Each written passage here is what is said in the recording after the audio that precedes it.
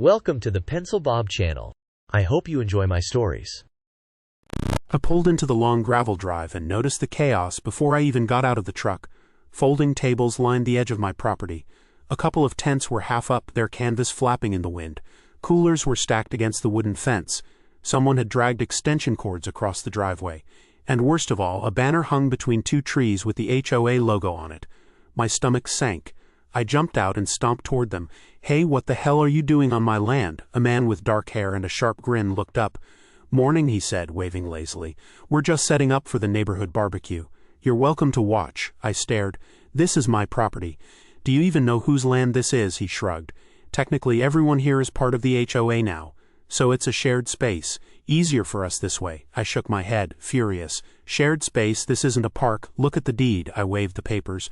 "My land is private. You do not get to set up tents here without asking," another person laughed. A woman with dark brown hair and sharp eyes. "Well, you know, it's just a little inconvenience. Don't take it so seriously." "Little inconvenience," I repeated. My voice rose. "You've got tables, tents, and banners on 50 acres of my property. That's not an inconvenience, that's trespassing." "Relax," the first man said. "It's just one event, everyone's friendly." I could feel my jaw tightening. "No, it's not friendly. And I'm telling you to leave, now." They hesitated. They weren't used to being told no. Then the man with the grin stepped forward. "You know, technically the road that runs by your barn connects to our neighborhood, so we can use it. It's easier than renting a space somewhere else." "I don't care about your convenience," I shouted.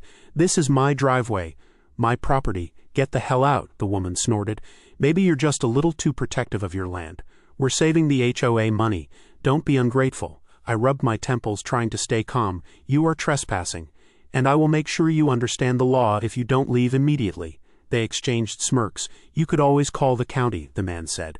"But you'd be wasting your time. They already know it's shared for HOA purposes." I pulled out my phone and dialed. When the county clerk confirmed my property boundaries, I almost laughed. They were mine, not part of the HOA. My voice on the phone had to be careful, controlled, even though my hands shook. "Yes, 50 acres. Not part of the HOA, that's right, thank you." I hung up and turned back.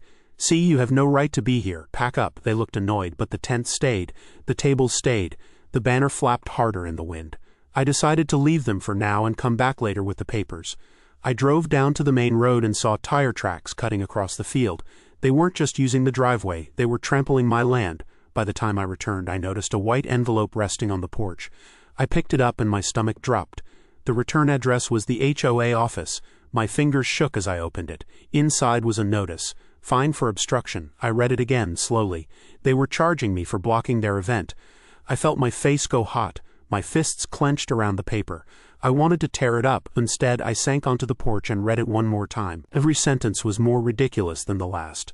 Violation of community access, interference with HOA events, obstruction of authorized pathways. The audacity of it made me dizzy. I tried calling the HOA office, but all I got was a voicemail.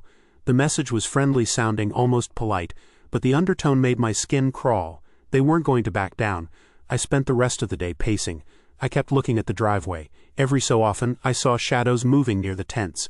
They weren't gone. The next morning, I drove down to confront the HOA in person. Their clubhouse was sleek, polished, full of smiling board members. Felix Grant, the president, was waiting.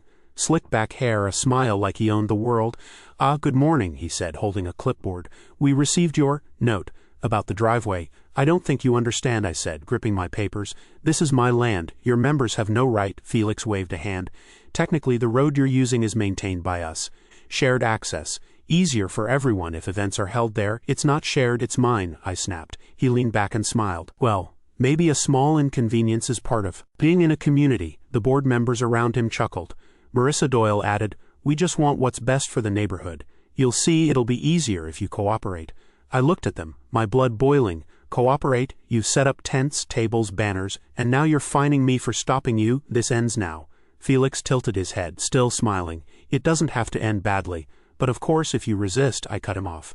"I'll resist, and you'll regret this." I left before it got worse, but as I drove back toward my property, I noticed new wooden stakes lining the far edge of my field, freshly hammered. They weren't there before. The sun was low. Shadows stretched across the land. I slowed, gripping the steering wheel. Something was moving near the stakes. Someone was there. Someone was marking the land. I couldn't see clear in the failing light, but I could feel it. They were testing me, waiting, watching.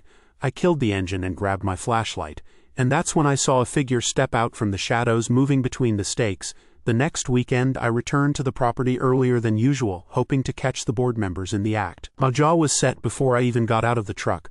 The driveway looked normal at first, but then I saw them. Marcus, Reid, and Tobias Lane, measuring tape in hand, pacing across my gravel like they owned it. Lydia Harper was snapping photos of a fence line. I stomped toward them, yelling, "What are you doing now?" I demanded. "Get off my property." Marcus didn't even look up. "Just making sure the boundaries are correct," he said smoothly. "We don't want any mistakes during events." "Boundaries?" I scoffed. "These are mine." "You have no right," Tobias cut in. "Oh, we know whose property it is, but you're technically part of the neighborhood.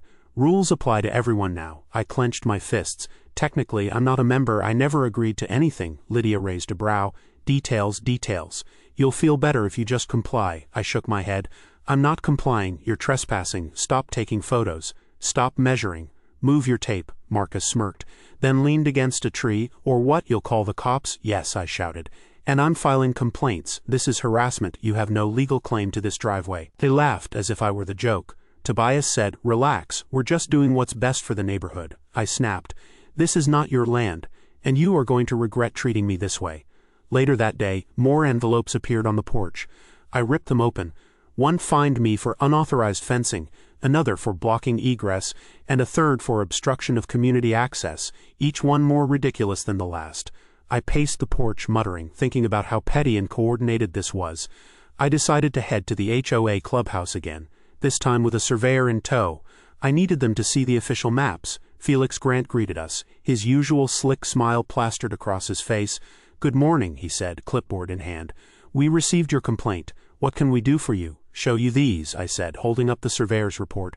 "This is your driveway, not part of the HOA, and these stakes, they're on my property." Felix's smile didn't falter. "Maps can be interpreted in many ways. We're just ensuring the neighborhood is consistent.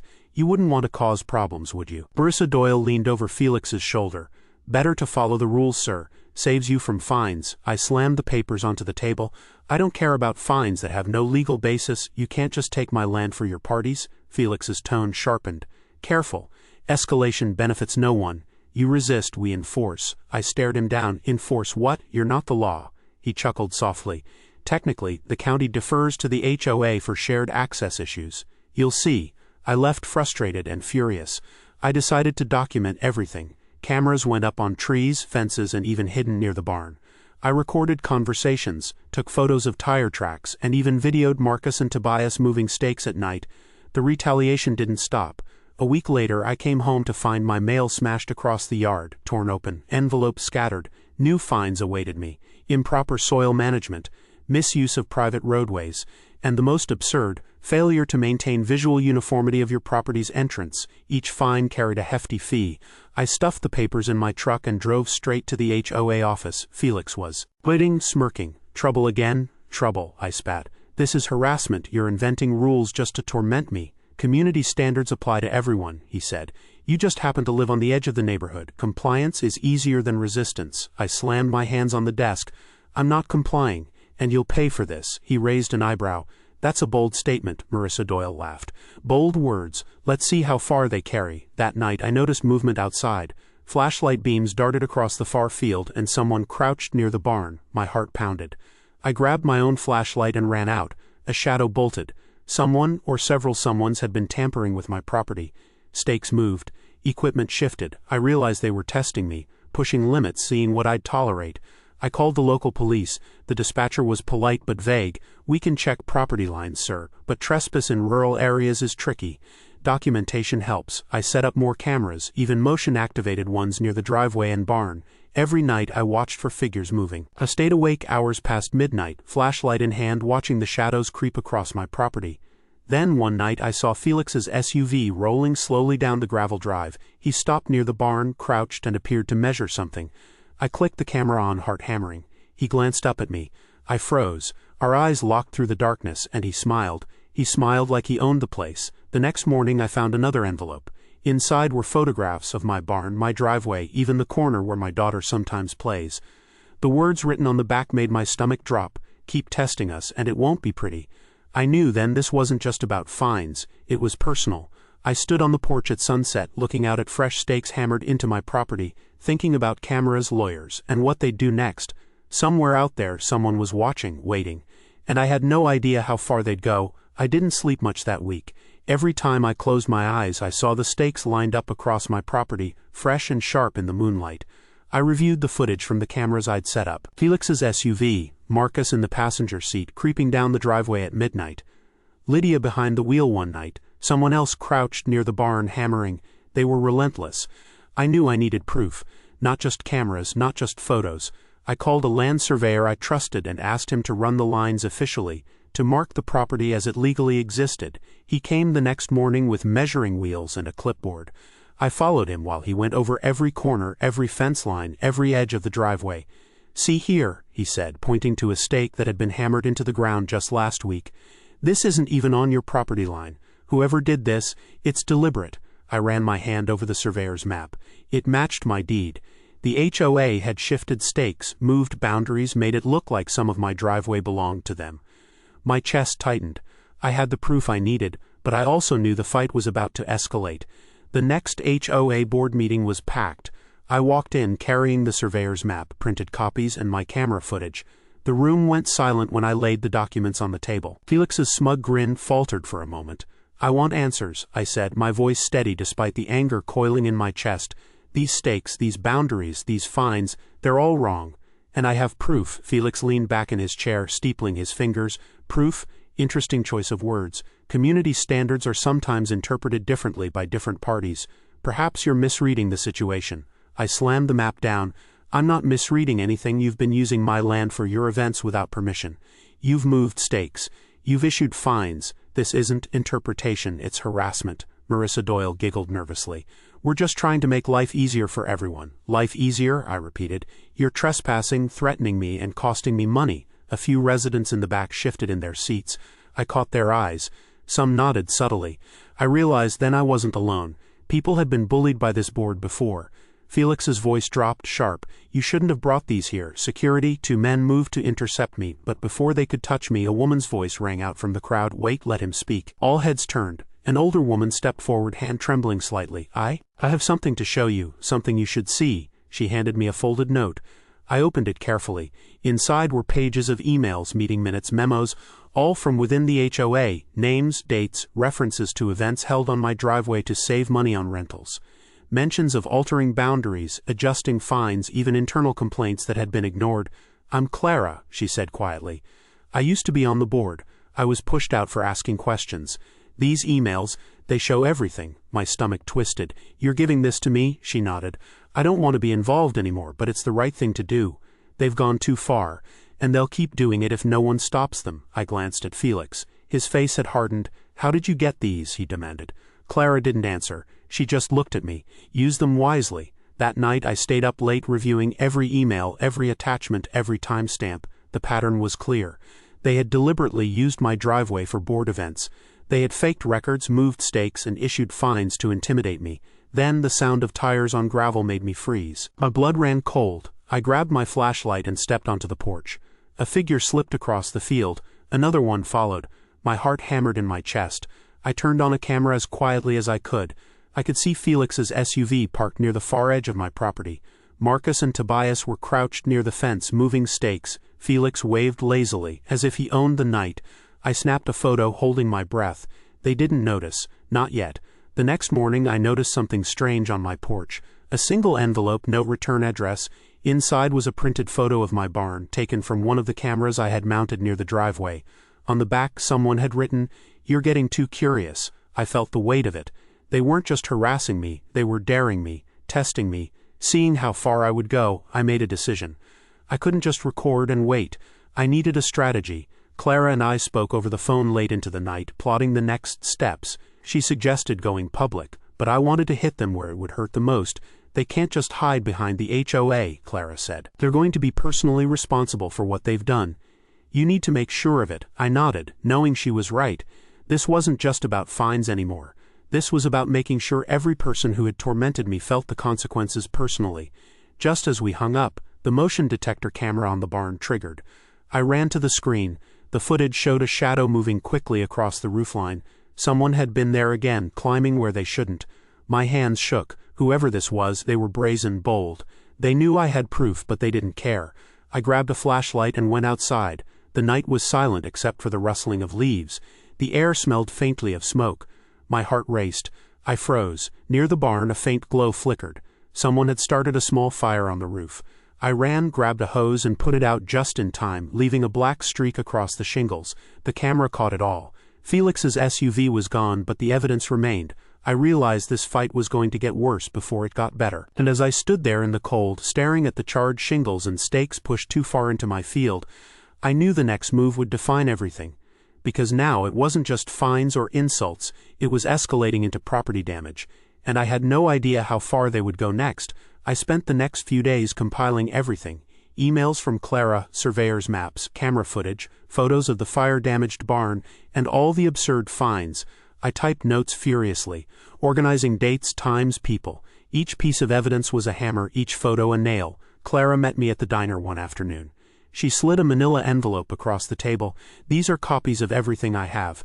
Meeting minutes, memos, even drafts of the fines. They're sloppy. You'll see the mistakes. I opened it carefully. Pages of emails outlining event cost savings and plans to use my driveway without permission stared back at me. There were references to moving stakes, issuing fines to intimidate me, even a note about a small fire for deterrence. Though it was vague, I felt a chill. They were planning it all along, I said. Every move, every action, Clara nodded. And if you're smart, you hit them where it hurts. Not just the HOA, they're personally liable. Fines, trespass, harassment, property damage, all of it. I swallowed hard. You mean sue them? Individually, yes. Don't just hit the HOA, hit Felix, Marcus, Marissa, Tobias, Lydia. Make them pay personally. Their pride, their savings, their houses. That's the only way they'll stop. I left the diner with a plan. I called my lawyer first thing the next morning. We have enough evidence, I told him, voice tight. Trespass, harassment, intentional property damage, false fines. I want to sue the board personally, not just the HOA, he agreed. This is unusual, but it's airtight. You'll need depositions, witnesses, proof of property ownership. Everything you have will help. For weeks I prepared.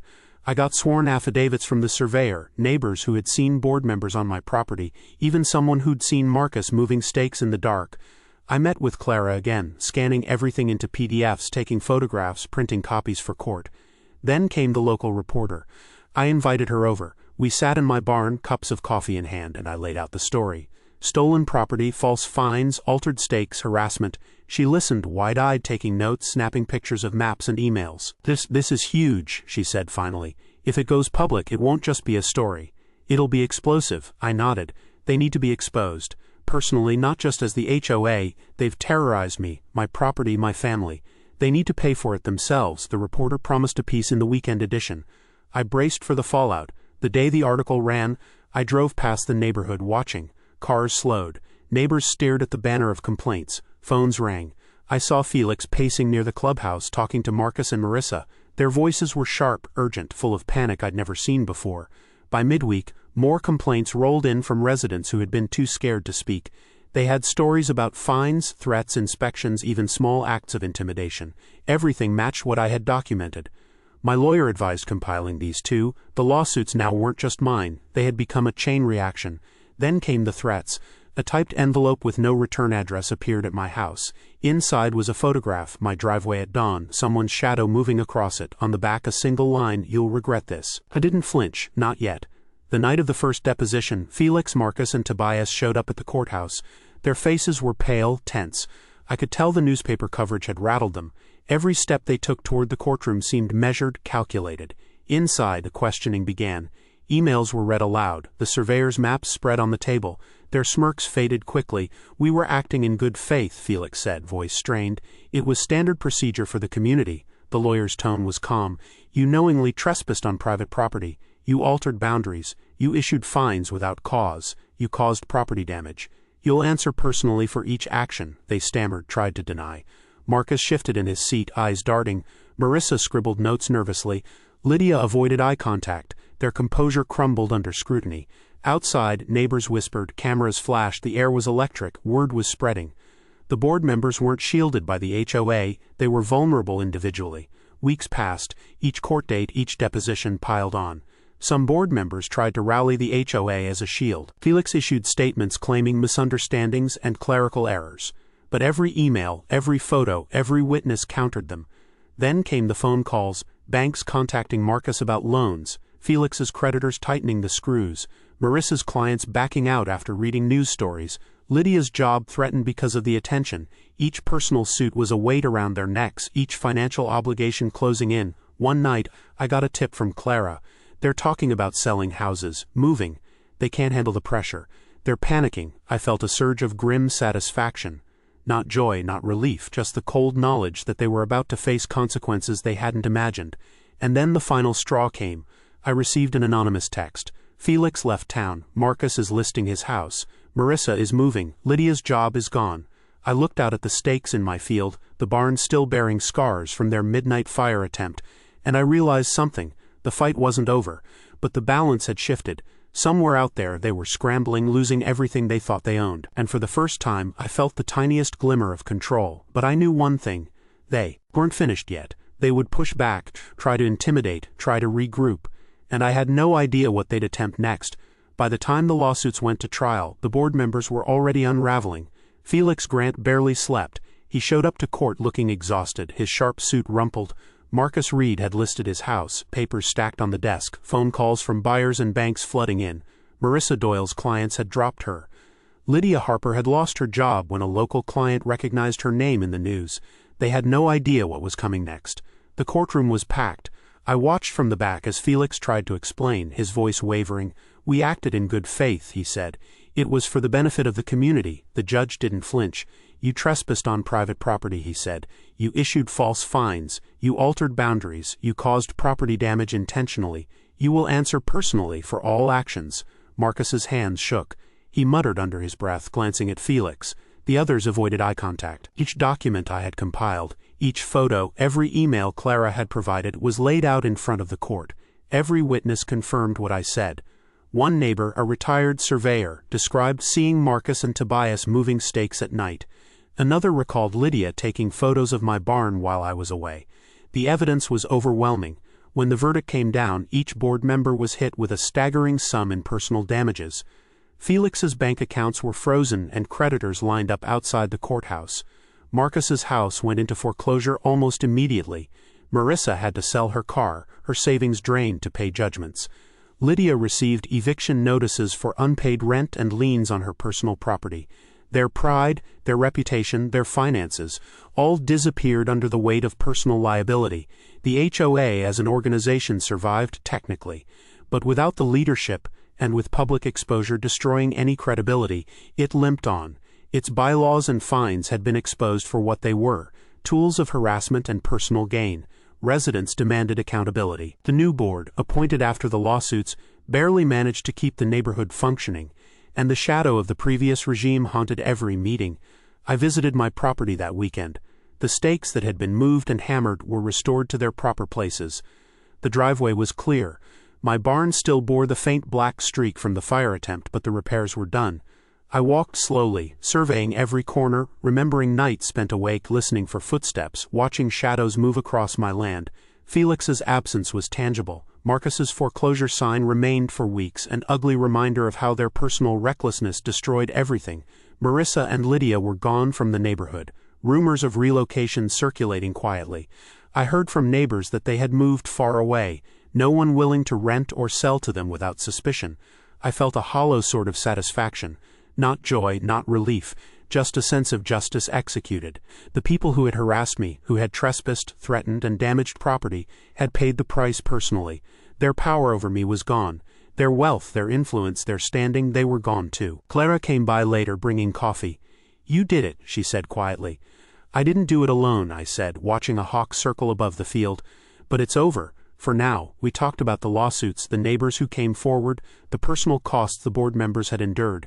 Every story she shared made the reality hit harder. Felix couldn't even maintain basic living expenses without selling off his assets. Marcus had lost his house and most of his savings. Marissa's career was in ruins. Lydia had moved states and started over from scratch. They had nothing left from their previous lives. Standing near the barn, I felt the wind sweep across the property. I remembered the late nights, the stakes, the fire, the threats, everything. The struggle had left scars, not just on the barn or the driveway, but on me. But I knew they would never come back. The people who tried to terrorize me had been broken by their own actions. I walked to the gate, locking it behind me for the last time. The driveway was quiet. No banners, no tents, no board members lurking in the shadows. My farm felt mine again. The lawsuits had cost them more than money. They had lost their homes, their friends, their respect in the community. The lives they had tried to control had spiraled out of their hands, and there was no one to blame but themselves. I drove away slowly, glancing back at the fields, the barn and the cleared driveway. It wasn't peace I felt, not really, but I had ended them. Their personal power over me, over the property, over the lives they had tried to manipulate, was gone. And as the sun set behind the distant hills, I realized one thing. The HOA, the president and the board members had built their own downfall, hammering their own nails into the coffin of their lives. Justice had arrived, but it had arrived in a form that left scars on all of us. I didn't look back again.